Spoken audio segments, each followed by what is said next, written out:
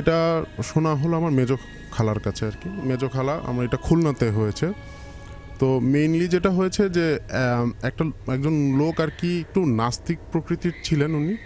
তো ওনারই একজন ভক্ত, তো ওনার ওনার মানে ওনার শাগরেদ বলা চলে, উনি হঠাৎ করে হুজুর হয়ে গেছে, একদম পুরোই নামাজ কালাম পড়তেছে, কোনো ধরনের কোনো সমস্যা নেই। তো মেজো খালুর সাথে হঠাৎ করে একদিন দেখা, তো বলতেছে যে তুমি এরকম হঠাৎ করে তোমার লেবাস চেঞ্জ, এরকম এত ইমানদার হয়ে গেছো, কাহিনী কি? তো বলতেছে ভাই কাহিনী যেটা আছে সেটা আসলে আমাকে হুজুর বলতে নিষেধ করছে। এখন আপনি যদি শুনতে চান আমি পার্সোনালি আপনাকে বলতে চাই, বাট এই অঞ্চলের লোক যেন কেউ আর না শোনে, তাহলে খুব একটা বড় সমস্যা হয়ে যাবে। তো সে বলো, বলছে আপনি তো জানেন যে আমাদের যে বড় ভাই ছিল উনি তো আসলে একটু নাস্তিক প্রকৃতির ছিলেন, তো আমিও ওনাকেই ফলো করতাম।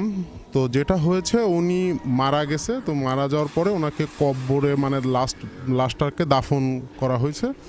তো দাফনের পরে দাফন টাফন শেষ, তখন ওই যে ওনার যে শাগরেদ মানে ওনার সাথের যিনি ছিল উনি কবর থেকে উঠছে, তখন ওটা করে ওনার মনে হয়েছে যে ওনার বুক পকেটে একটা মানি ব্যাগ ছিল, এটা কবরের মধ্যে সামহাও পড়ে গেছে।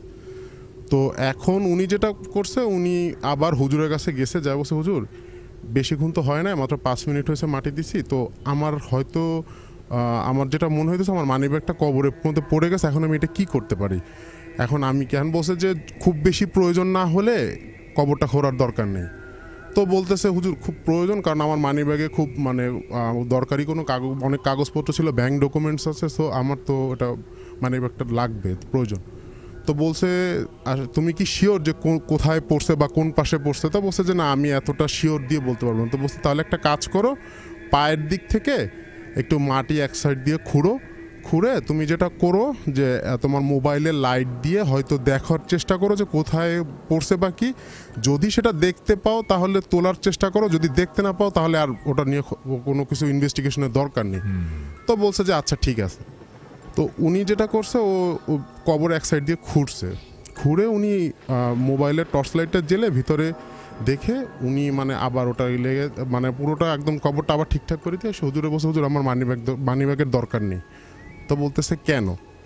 বলতেছে আমি কবরের ওটা খোঁড়ার পরে আমি যে দৃশ্যটা দেখছি সেটা আসলে আমি দ্বিতীয়বার বলতে চাই না। তো না বলো তুমি। বলছে আমি দেখলাম যে ওনার পায়ের কাছ থেকে ওই যে মুর্দার যে কাপড়টা থাকে ওটা সরানো, ওনার পায়ের আঙ্গুল বুড়ো আঙ্গুল দেখা যাইতেছে এবং ওনার বুড়ো আঙ্গুলের সাথে ওনার জিহ্বাটা বাঁধা। সো এটার পরে আমি আর আমার মানিব্যাগের দরকার নেই, থাক। তো বলতেছে ঠিক আছে তুমি এটা বলছো বাট এটা যেন দুই কান না হয়, কারণ তাহলে মানুষ কবর খোঁড়ার চেষ্টা করবে বা এটা হয়তো অন্য বড় ধরনের কোনো সমস্যা হতে পারে, তোমার এটা কারোর সাথে শেয়ার করা দরকার নেই। তো উনি ওটা কারোর সাথে শেয়ার করেনি, উনি জাস্ট ভদ্রভাবে হয়ে গেছে যে না আমার আর দরকার নেই, আমি যেটা দেখার আমি দেখে ফেলছি।